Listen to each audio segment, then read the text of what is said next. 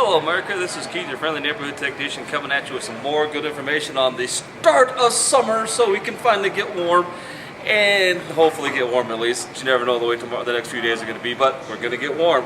So what I want to talk about is sometimes washers don't want to drain as fast as they used to, and there's some manufacturers, actually most manufacturers, have a place that you can drain it yourself. Now some you have to take apart, some are actually made up for you.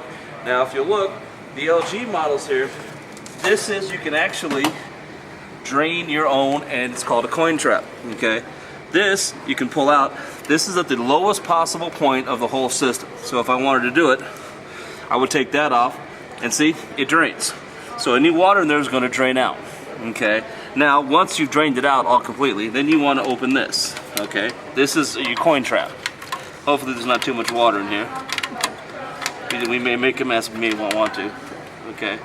Now, and see, this actually catches all the stuff that makes it through so it doesn't destroy your pump, okay? Now this will fill up with hair, coins, things along those lines, ick and soot that will actually get in there. And that's actually, the more filled this is, the less water will flow through it, because the water comes in here, goes out, and then goes into the drain pump from here, okay? So you might want to periodically check this out, okay? Your GEs, your LGs, your Samsungs, they all have something that you can actually access without actually having to open the machine. Now your Whirlpools and your Maytags, they still have something like this, but it's hidden inside here, so you really can't get to that. Now the trick is when you put it back in, okay, you want to make sure you get this as tight as possible, okay? You should get at least 3 full turns on most of them before you actually start getting resistance. What happens is people, when they do this, okay, they'll cross thread a little bit and they'll go about a turn and it starts to get real heavy and then you force it. Don't do that. If you can't turn it with 2 fingers, it ain't right. Okay, what I mean by 2 fingers is I'm grabbing it with these 2 fingers, okay, and I am just doing this with it, and it is working its way in, okay, and eventually about 3 full turns, it's going to want to stop. You're good, okay? If you can't get at least 3 full rounds with your wrist, you're in wrong, because if you don't put this in right, you're going to leak really, really badly. And I would recommend the first wash you do after you check this, look at this, okay, and start it, turn it on, and then watch that. Make sure you don't get anything there. Don't hit it and then walk away, come back about 20 minutes later and your thing's flooded. Don't do that. Your instruction manual will give you instructions also on how to deal with this, okay? And then, like I said, just tuck that back in there, okay, and then that's good. Like the Samsung over here, okay, same basic principle. You've got your drain hose and you've got your coin catcher, okay?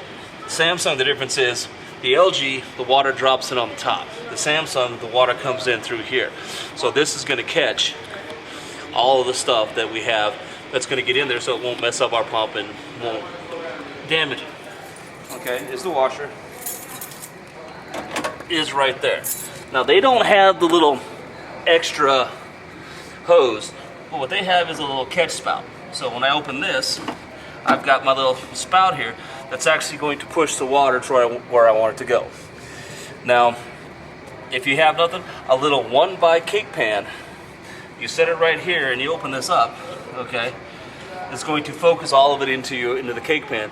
Then you take a little wet dry vac and you can vacuum it up as fast as it goes in there. There should, never be a whole lot in there. Maybe a half a gallon or so. If you've got more than that, well then you need a bigger shop vac. But yeah, see, same thing. These things come right out, okay? And the GE is saying the same thing. The water comes in from the top and then it goes out to there, okay? But like I said, you can see it. It's a couple, 2 turns, 2 full turns. But I'm just saying, when I'm talking 3 turns, I'm talking 1, 2, at least 3 of those before it starts to get real heavy and tight, okay? And then from that point on, just go till it's tight, okay? Now obviously, don't get a pair of channel locks and make it dumb tight, because then you're probably going to break it, and at that point you're probably going to have leaks also. So it's one of those things, if your your washer's not draining, that's a very good thing to check before you have your technician come out and see if that's clogged. I've seen everything from dog hair to towels to kids' baby socks to if you've got long-haired dogs that shed a lot, that's going to get full of dog hair. That's going to cause some real icky stuff for you. So, something to think about. So, don't forget to subscribe to this YouTube channel. You folks have a wonderful summer, and we'll keep bringing you more information as time goes by. Have a wonderful week.